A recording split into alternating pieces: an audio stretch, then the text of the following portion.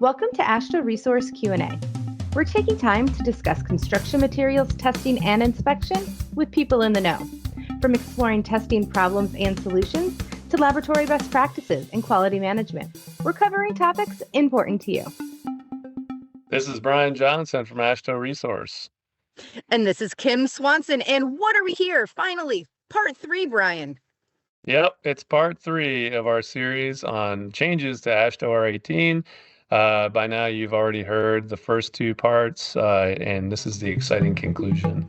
Now, section 5.10, corrective action. What was changed? They have to have a procedure for corrective actions. Is that new? That wasn't before? It was it implied before and now it's stated? I can't remember how much less clear it was before. It might have always said that. But it does shift from root cause to causes. So one thing we've learned over the years is if you go down the path of trying to find the root cause and you're wrong, you may lose out on some potential improvements of quality. So rather than just focusing on one root cause, we talk about causes or causal factors. So we use the term causes now. And then one thing that's really new is that the laboratory has to establish their own timeline for resolution of corrective actions, because you could have corrective actions for internal audits, management reviews, broken equipment, customer complaints, all kinds of stuff that is not external audit related. Yeah. But they would always just lean on the whatever our deadline is, or whatever their accrediting body's deadline is. And that really doesn't cover everything that they would need corrective actions on. So they have to define their own intervals. That's new. Nice. And that gives them more control over the process, I'm assuming. Right. Yeah. Right. Okay. Now, what it doesn't allow them to do is define an interval that supersedes our requirements. So they can't say, well, our interval is a year. So we don't care about your 60-day interval for corrective actions, because ours is 365 days. Can they have different timelines for different types of corrective actions, or is it one universal, or does it matter as long as it's clearly established and defined? Yeah, they can do what they want with that, as long as it's clearly defined. Nice. Now, moving out of Section 5 and into Section 6, I see that there's been some changes to 6.1 inventory lists. What changed there that people should know about? This isn't earth-shattering in the least, but we used to always kind of have this defined as a list, like it's a paper list. And what most people do with their inventories, it's some kind of database or system, and it just gets away from that terminology of just using like a paper list and kind of brings things up to date. But pretty much everybody's already in requirement within the requirement for that, and I don't think anybody will need to change anything to accommodate that change. Also in Section 6, measurement standard calibration.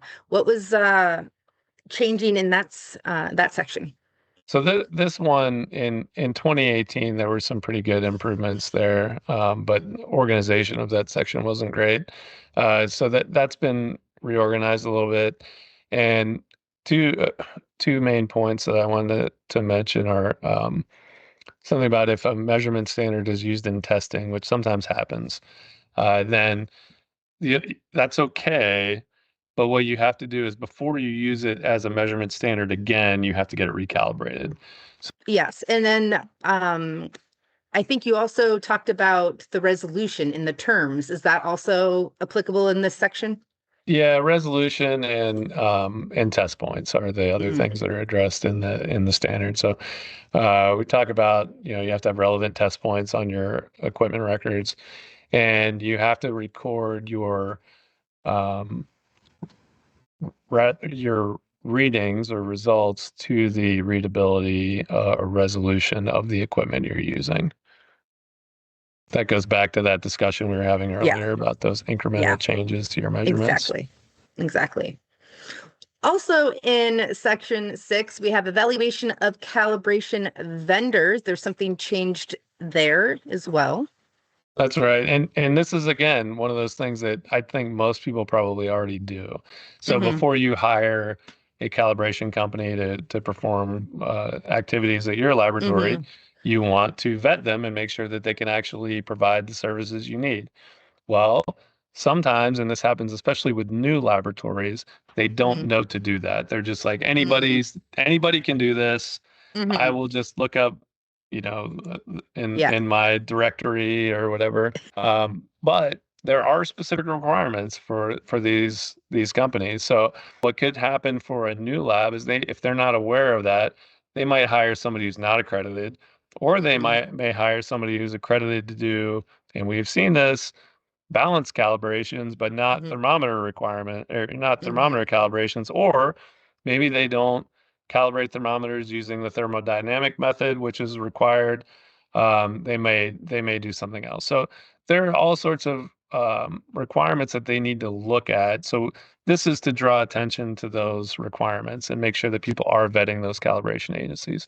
So this is another one of those requirements that was kind of confusing from a DOT perspective, though, because if you're a large organization, a large governmental organization, especially, you may have a different department handling vendor evaluations or selection of vendors.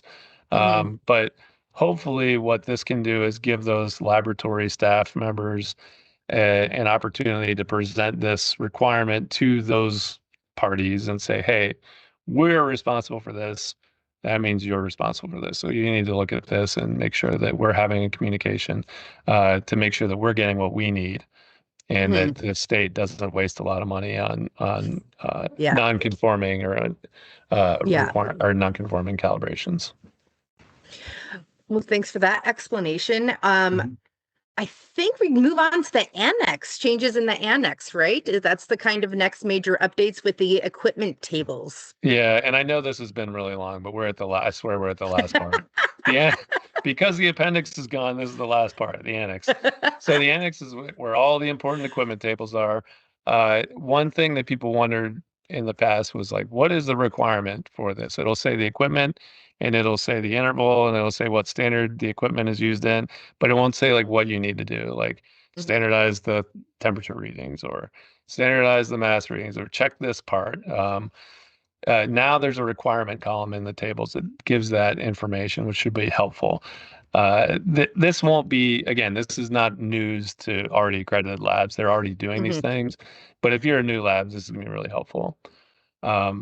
One other thing we did is we removed almost all the volume measurement determinations. So back in 2018, we added all these different measures that had to be determined. The volumes had to be determined for people to run the tests. And there was a requirement for that to be done every 6 or 12 months, depending on the test method. But in some of those, you really need to do it every time you run the test. And documenting it according to our 18 really didn't make a lot of sense to some people. So we balloted them for removal in all cases, except I think AASHTO T209, because that standard required an annual verification of that anyway. So that one did make sense to keep in the tables. Another one which was new, and I think people are going to be surprised by, is that any fixed measurement items only require a one-time standardization. So if there's like a ruler, like a metal ruler affixed to something, you don't have to, there's really no point in checking that every year. It's bolted to the thing. It's not going to change. The only thing that would change is it could get damaged, numbers could wear off, something like that, in which case you'd have to replace it and recheck it. But that's about it. But in those cases where that is happening, there is a notation in the table that says, like, see footnote, and then the footnote will say that. So you can't just like guess which ones fall into that category, or try to impart that requirement to other things that actually do need to be checked or standardized regularly.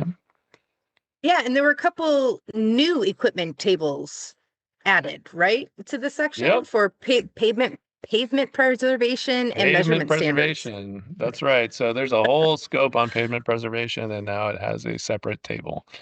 That should help people who work in that industry be able to zero in on the requirements instead of guessing where they are. We also have, and this was, believe it or not, people have been asking for this one for years. They want to know we used to say, okay, you have to standardize your measurement standards or calibrate your measurement standards, but we never said when to do each one. So now the table will actually list what the intervals are for recalibration or calibration of these measurement standards. So that would be like a reference thermometer, standard masses that you would use if you're standardizing your own balances, gauge blocks if you're standardizing calipers or other length measuring devices. Things like that are all in this measurement standards table. And then what changed or was this new about the maintenance table? Yeah, this is the last thing we're going to talk about, the maintenance table. So that one, similar to the calibration one, there's more information provided about what activities you're actually doing. You know, what are you tightening up or lubricating or cleaning out or whatever the maintenance activity is. It's now clearly documented on the table. That'll, again, prevent some confusion. These sound like really straightforward changes for someone who's not technical. Nothing seemed too earth-shattering from your description of it. Has anything else changed? Maybe like the order numbers, because I know some are like of the standard section numbers or anything like that, or has that stayed the same? I'm glad you asked that one because that some laboratories do try to align their quality management system sections with R18 section numbering. And because we did incorporate some new sections, that bumped a bunch of other numbering down. So if you are one of those laboratories that tries to align your numbering with R18s, you're going to have to go in and fix that. Also, if you're a LIMS provider and you have a bunch of customers and you're trying to do that, then you've got to update that yourself. And get on the ball by January 1st and get those updates out to your customers. So that'll be a fun time for you for dealing with that. Now it'll be, I mean, it's really not much. Like they are renumbered, but I mean, especially if you have a lot of customers, you have one system you have to update, that shouldn't be too complicated. That's the mark of death of that should be easy. You know, it's always easy. It's always easy for the person not having to do it. Right, that's right. I'm not doing it, so yeah. So it's easy for you, Brian, because you don't have to do any of that work. Yeah, but really, when we talked about some allowance for time of implementation with our oversight committee, that was one of the discussions we had. Is like, I mean, none of this is that big of a deal. Some of it's going to be a significant change for some people, but I think most of it is pretty straightforward or already what they're doing. So I think once they start actually going through it, they're going to be less concerned as they will be when they look at the red lines. So that I don't want, that's another reason we're doing this, by the way. Like, I don't want people freaking out when they look at all the red lines.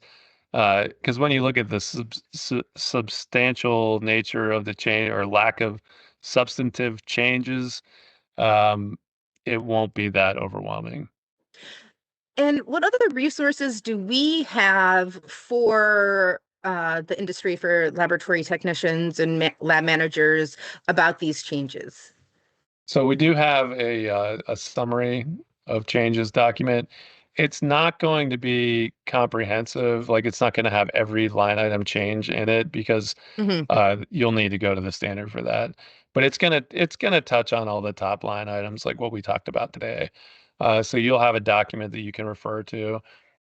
Well, I think this was a good use of our time. And if you've watched or listened to this entire thing, yay for you.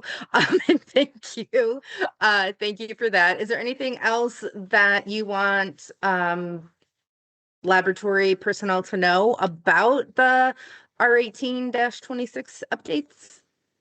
Just if you have questions, please let us know. And if you see something glaring to you where you say, oh, they really missed the boat on this, or I wish it had this word instead of this word, let us know that too. Because like I said before, this is not the last revision of R18.